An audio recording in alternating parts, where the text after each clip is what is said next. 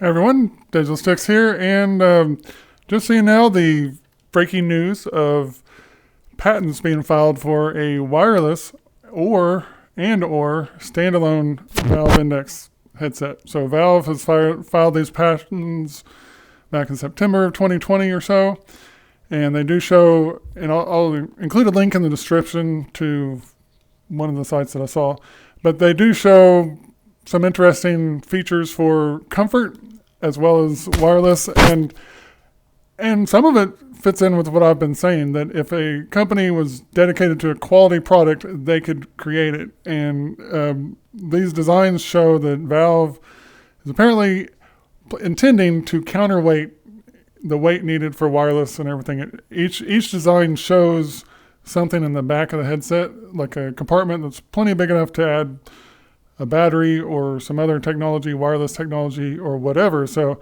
so what I can tell you is the headset, when it does get released or whatever, it won't be cheap, but it's going to most likely be worth whatever it costs. Now imagine, if you will, that or let me just inform you in case you don't know, with the base station tracking, that's already the devices that are being tracked are the devices that are reading the grid that the base stations put out. So the base stations are already wireless and independent of the PC.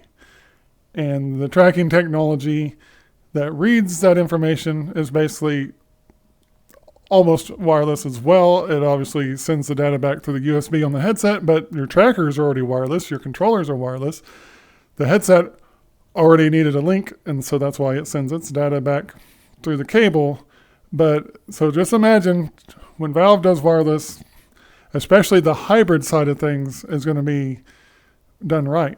They clearly are making, comfort is a priority.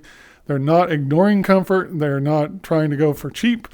This is going to be a device that's actually going to deliver on the promises that people want. Now, are they going to, if they make a truly standalone headset, there may be no way to avoid some loss of functionality, but I can tell you as an Index owner, I don't know why I'm jumping around, that there is room on an Index to have a slightly less technical experience and still have a great experience. So Valve is already aware of the things that make VR great that aren't even really dependent on VR, like comfort and quality audio and tracking solutions that encompass everything. And so I saw another live stream where they're teasing that they're going to be talking about this or dragging it out. I guess they talk for hours about PlayStation controllers.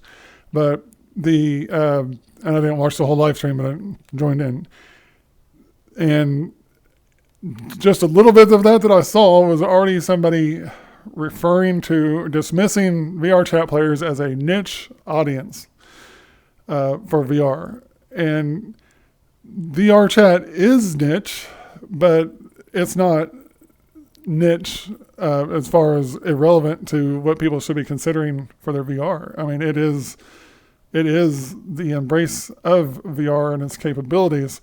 Anyways, it's disconcerting to see a tech channel, all these people that are supposed to be, do you want to go to people for your VR tech news who dismiss VR chat? I mean, is this not a massive part of VR, whether it's their thing or not? And I've been saying this and pointing this out for quite a bit, that when this technology is being discussed, many of these people know exactly what the VR chat experience is like, and they know and they enjoy it themselves, and they know what it makes it great, and they're ignoring VR chat because you can't sell and promote these other items as being the end all and the great all if you're going to take VR chat into consideration. So they literally have to ignore this game to hype up the gimmicks that people want to have hyped up because they're cheap. And let me tell you, VR chat should not be niche. If you want to be a VR enthusiast, if you want to enjoy this medium, why limit yourself to just a virtual immersion of games you already play when you can actually have entire new experiences that are only made possible by virtual reality. That's what social virtual reality is. If you didn't like being distant during COVID, if it got old having to Zoom with people, you know who did not have to Zoom with people? It's the people that were already able to play VRchat in VR. Many of them are already used to this being a decent element of their social life to begin with, but others who played it more passively then embraced it even more. Literally, you can come in here, join a club, you can hang out with friends, you can meet face to face. The avatars make eye contact, which is more immersive than looking off from each other on a Zoom call. And so this is hardly something that should be dismissed as niche. It's hardly something that somebody that's going to promote themselves as an expert and as your guide to VR technology should be dismissing as nothing you should be concerned about. They are prejudging Americans and everybody across the world as being cheap. Consumers as being dumb and cheap and unable ever to recognize value. And so they're trying to tell you what you want to hear, what they've predetermined you want to hear, which is that the cheapest device is the one you should grab. It's the greatest, it's the coolest, it's what everyone's got, it's what everyone wants, it's going to be the device to have because that's the one you can afford. And then the added bonus is you have to buy additional gadgets and gimmicks and everything, trying to make it comfortable. And you're going to go to their channel to see the latest reviews of the latest gadgets and all of that. You know what? With the new Valve Index coming out, that'll be standalone wireless. It's going to take away the nonsense of the extra hype added to wireless and instead give you the option to have wireless with a legitimate device. And with the base station tracking, Valve has a chance to do a hybrid device correct. In this article I saw they were talking about through USB-C, Valve is not going to do USB-C hybrid streaming of a standalone device. Valve is not Facebook. Valve is not buying an Android platform and building a half-ass gadget on top of it. Valve is building a ground-up system. They're not resorting to Android. Whatever they're doing is going to be done right. I can assure you of that. I don't have any details of it, but the way they operate, it's not going to be a gadget. Even if it ends up being an Android-based system, they're not going to resort to compression over a USB cable to let you do PCVR. Valve is a PCVR company. They are not trying to lock people into a new mobile store that they haven't created yet. They want you to purchase the games that are already available, and they want you to enjoy those games, and they want you to enjoy them flawlessly on their hardware. So if you have to jump through a hoop to use Valve, to use Steam on another piece of hardware, that's the consequence of buying another piece of hardware. But if you're going to purchase a piece of Valve hardware, you're going to have a straightforward connection to Steam and Steam VR components. You can use trackers, you can use the games, and whatever they do for any kind of hybrid system, if they create one, you're going to be able to use the PC VR side as if it were a native PC VR headset. It is not going to be a gimmick or a gadget. It's going to be worth getting. Now, these are just patents. Things always end up being dramatically different from the patent filings. Some devices never come to market. Other devices look completely different. There can be, in this case, there's several submitted. That doesn't mean there's going to be several devices presented as a consumer option. There could be more than one, though. They may end up going with the wireless PCVR headset that's dedicated to that, to do that best. And then there may be a standalone offering of some sort that may have some compromises that are unavoidable, but it's going to be comfortable, guys. When you buy something from Valve, they're going to produce a headset that you can buy and use. Your next stop is not going to be the next YouTuber to find out whether the VR head cover is better than the Kiwi head cover, and is there any way to make this god-awful Quest comfortable and bearable to use. You don't have to do that with Valve. It's going to be legit. So that is something to look forward to.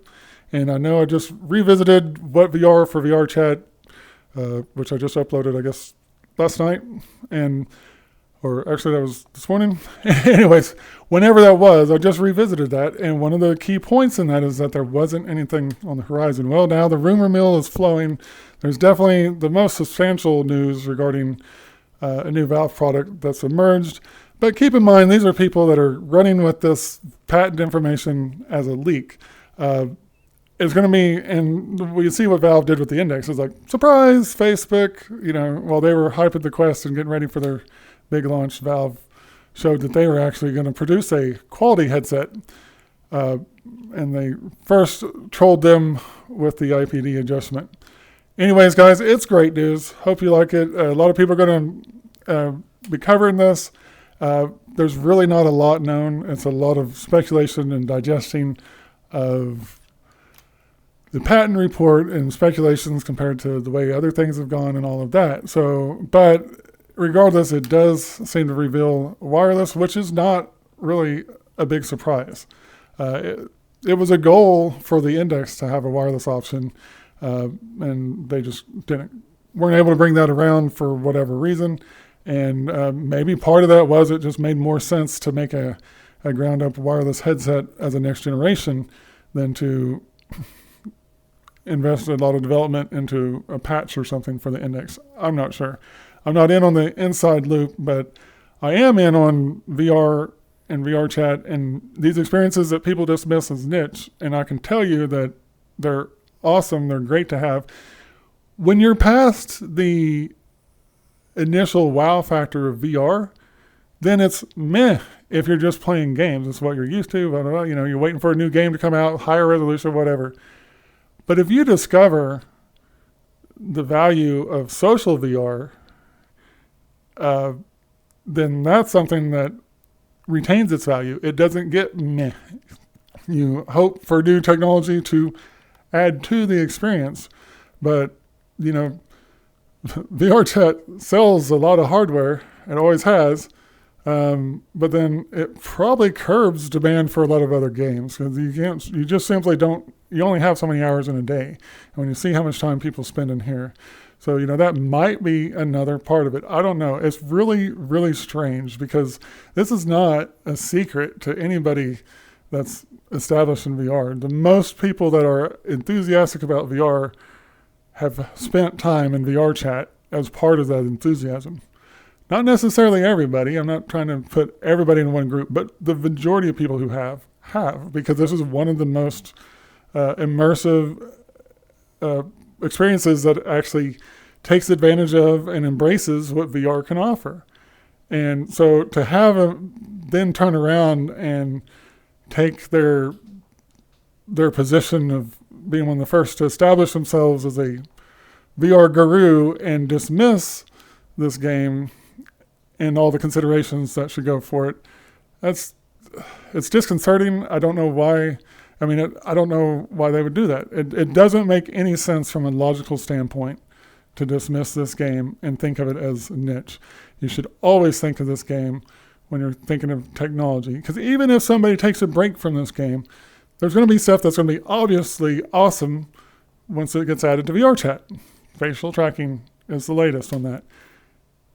So, this is always going to be a growing experience, and dismissing it while reviewing devices is just setting people up for disappointment and robbing them of a chance of taking a little bit more money to put with their investment and have something even better to enjoy that much more. So anyways, on Digital Sticks, I'm out.